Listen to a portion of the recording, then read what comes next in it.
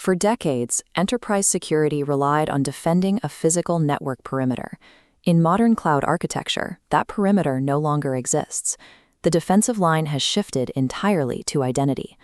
Traditional account takeover meant an attacker compromised a specific application or breached a single server instance.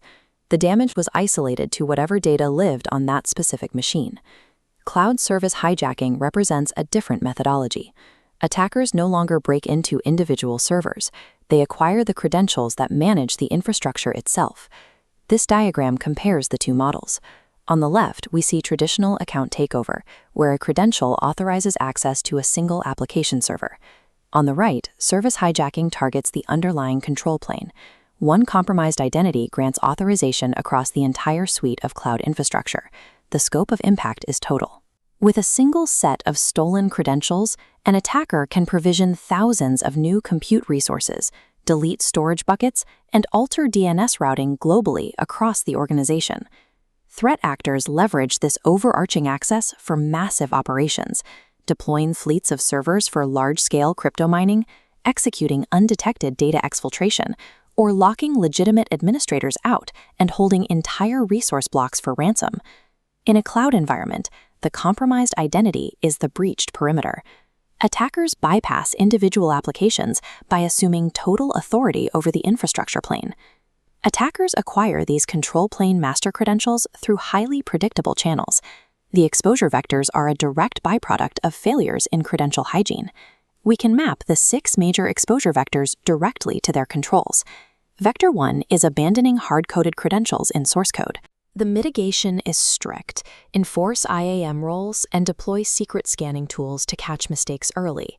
The second vector is environment variable leakage. Attackers exploit server-side request forgery to read local.env files.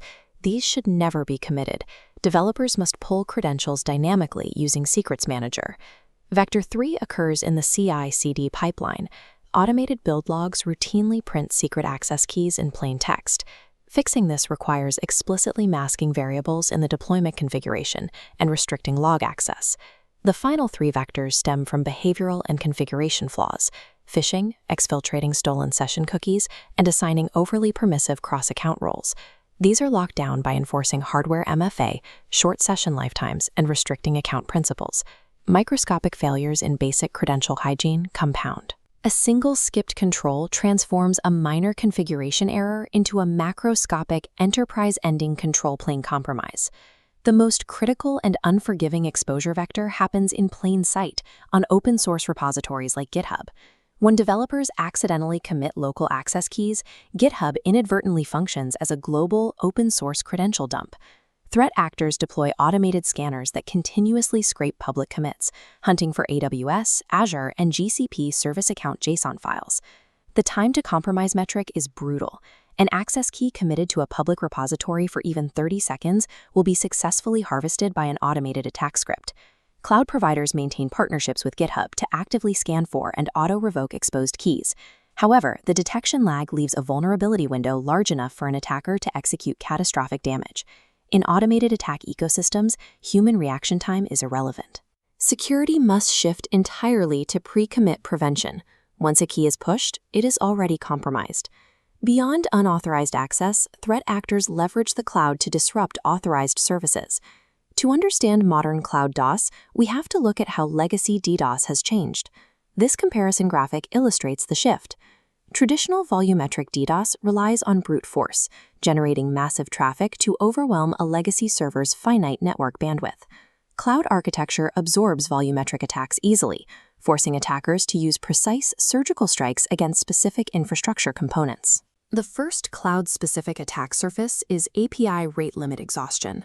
By flooding the management APIs with requests, an attacker consumes the account's quota. This locks the system, preventing administrators from provisioning new resources. The second vector is auto-scaling abuse.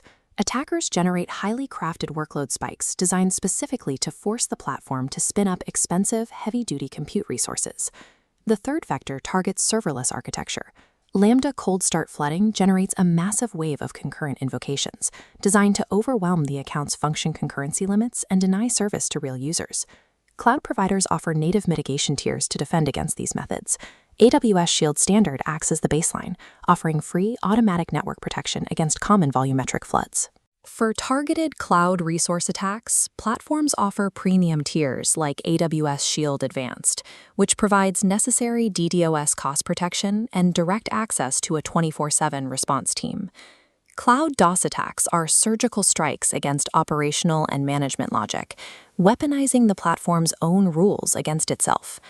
This manipulation of operational logic leads directly to economic denial of sustainability, or EDoS, a cloud-native development in service disruption. With EDoS, the objective completely abandons technical downtime. The attacker's goal is to make the service financially unsustainable to operate. In step 1 of the EDoS feedback loop, the attacker crafts specific requests that trigger highly expensive back-end operations.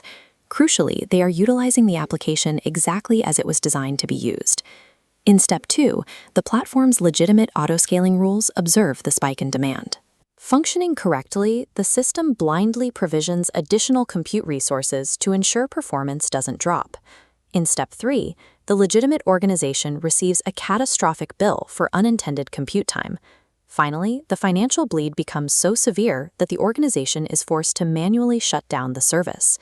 EDoS weaponizes the cloud's greatest technical asset, elasticity.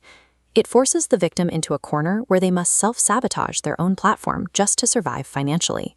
Surviving an EDoS attack means breaking that feedback loop. Technical mitigations must physically constrain the financial layer to keep the application online. The absolute baseline defense is billing visibility. Administrators must set strict budget alerts, triggering critical notifications at 50, 80, and 100% of expected spend. Next, organizations must enforce auto-scaling caps. Establishing a strict maximum instance count physically prevents runaway resource growth. At the network edge, WAF rate limiting must be deployed to dynamically block IP addresses that exceed normal human request thresholds. For those highly expensive operations, logic must be gated. Forcing human verification, like a CAPTCHA, stops automated bots in their tracks. Finally, architects must utilize spot instance termination guards to prevent massive billing spikes, and run cost anomaly detection algorithms to flag unusual spending patterns. Defeating EDoS requires a mental shift. Architects must treat cost management and billing visibility as primary security controls. They are no longer secondary accounting functions. Service hijacking and economic denial of sustainability attack the core premise of modern infrastructure. They are direct attacks on the business model of cloud computing itself. Threat actors leverage vulnerabilities like SSRF and XSS to exploit shared billing models and elasticity, inflicting financial harm that scales as fast as the platform itself. A resilient architecture relies on 3 absolute pillars: strict pre-commit credential hygiene, pervasive billing visibility, and rigid auto-scaling guardrails that cap financial exposure. In modern cloud environments, infrastructure and billing are inextricably linked. Securing the servers is now synonymous with securing the economics of the platform itself.